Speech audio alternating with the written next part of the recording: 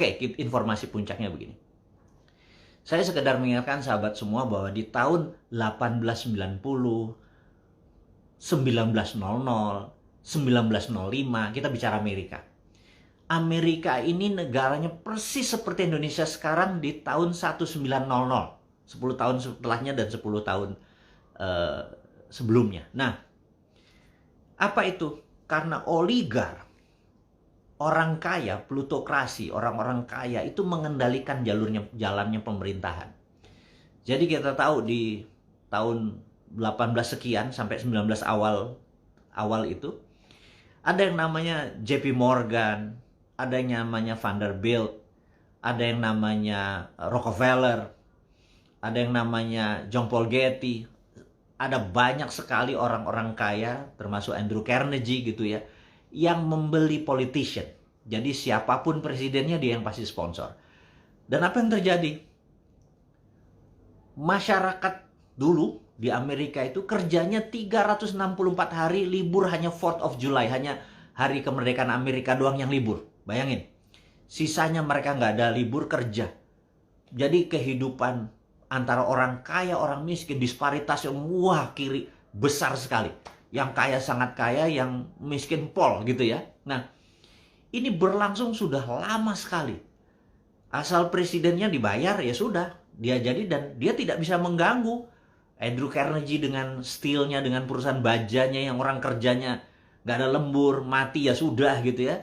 Terus JP Morgan apalagi dengan kejamnya gitu ya, Goldman. Dan orang-orang seperti ini itu udah bayar aja. Nah, kita ini udah sekian lama itu digituin persis seperti zamannya. Nah, suatu hari ini kan mangkal nih para UKM, para buruh gitu kan mangkal, tapi kan nggak ada jalan nih gimana caranya. Suatu hari lagi duduk-duduk di kafe gitu ya, ada 3 orang campaign manager gitu ya.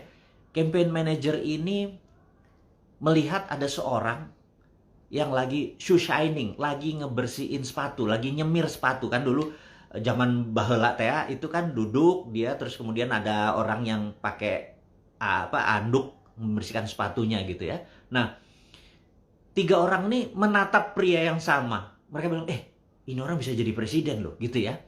Ketiga orang ini adalah campaign manager yang sangat terkenal.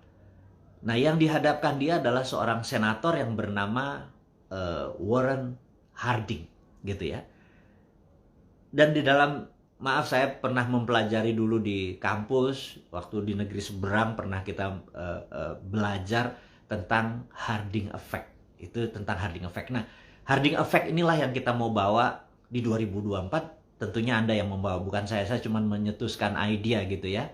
Nah, Warren Harding ini dia adalah seorang senator, loser, senatornya nggak keren-keren amat gitu ya, tapi memiliki postur yang tinggi besar dan ganteng gitu ya. Nah, kita tahu kalau orang yang posisinya tinggi besar, kalau berbicara, karena posisinya dia di atas, kita yang berada di bawah tuh submisif posisinya, dan di atas dia superior. Posisi superior tuh gampang mempengaruhi orang lain yang berada di posisi inferior di bawahnya, atau submission tadi di bawahnya. Nah, jadi orang-orang kalau ngelihat dia tuh look up gitu ya, ngelihat ke atas. Orang ini ganteng, vokalnya tuh bulat gitu, suaranya tuh bulat gitu, terus tatapan matanya tajam. Tapi sebenarnya dia loser gitu, kosong aja, ilmunya kosong aja. Terus 3 orang ini bilang, kayaknya kita ketemu orang ini deh, kita bahas. Oke, dia panggil, dia bilang, Harding, Jonas, lo tahu kami? Yes.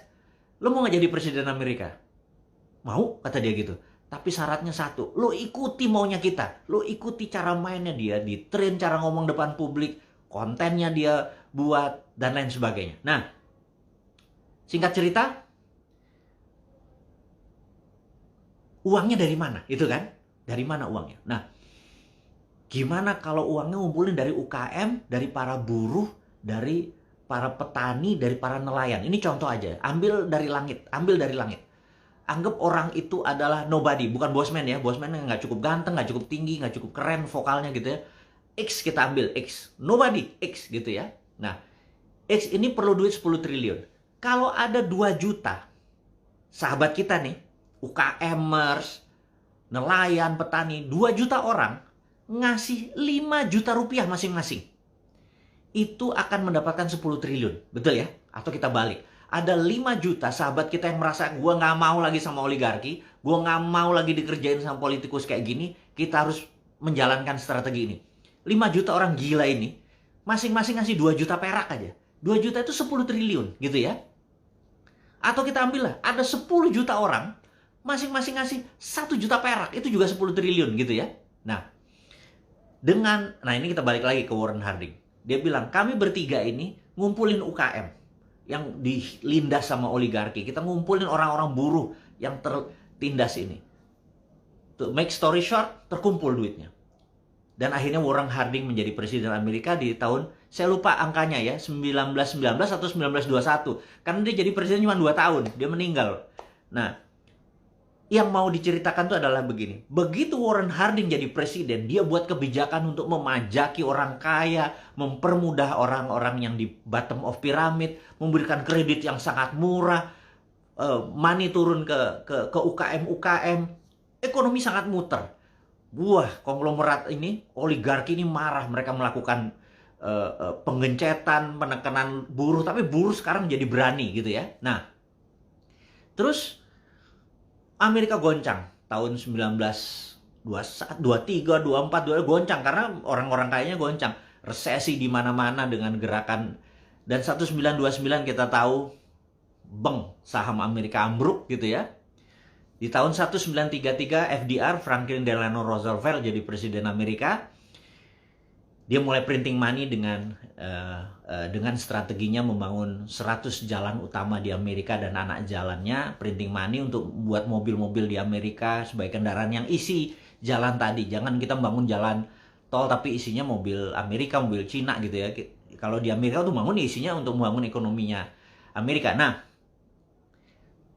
sejak saat itu di 1933, 15 tahun setelah peristiwa Harding ini, itu orang kayanya memegang sepertiga ekonomi Amerika, UKM megang sepertiga, dan government megang sepertiga. Ingat, dulu government Amerika itu hanya punya 20%, yang 80% ini oligarki.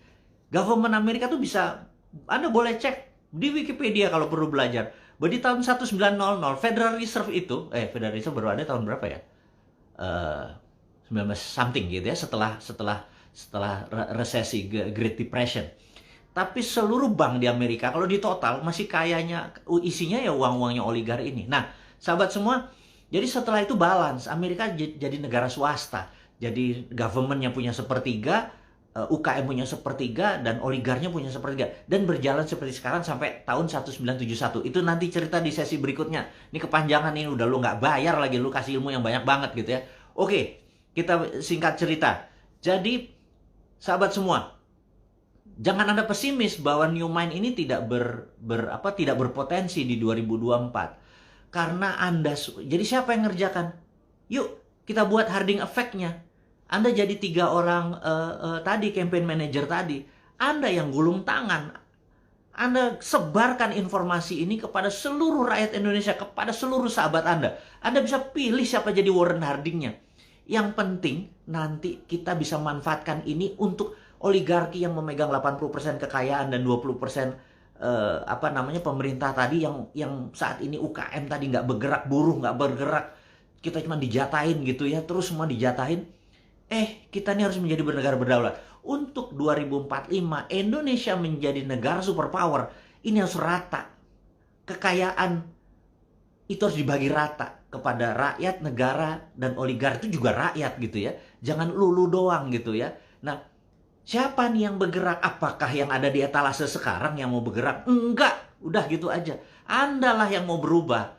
Jangan nganggap saya ini provokator, saya cuma ide. Sekali lagi, yuk gulung tangan. Anda yang memimpin, Anda yang berubah, Anda yang membuat perubahan ini di Indonesia. Cucu kita atau anak kita akan bilang, kakek gua pejuangnya yang membuat Indonesia menjadi negara berdaulat di 2045. Yang Indonesia menjadi sejajar dengan Tiongkok gitu ya. Kita bukan menjadi negara market lagi, menjadi pasarnya Amerika, menjadi pasarnya Tiongkok. Bahan bakunya dikeduk kemudian dibalikin lagi berupa produk. Nggak mau. Dan saya belum lihat, jujur aja, siapapun di etalase 2045, bahkan di 2029 kalau dia lagi, kayaknya Indonesia nggak akan berubah.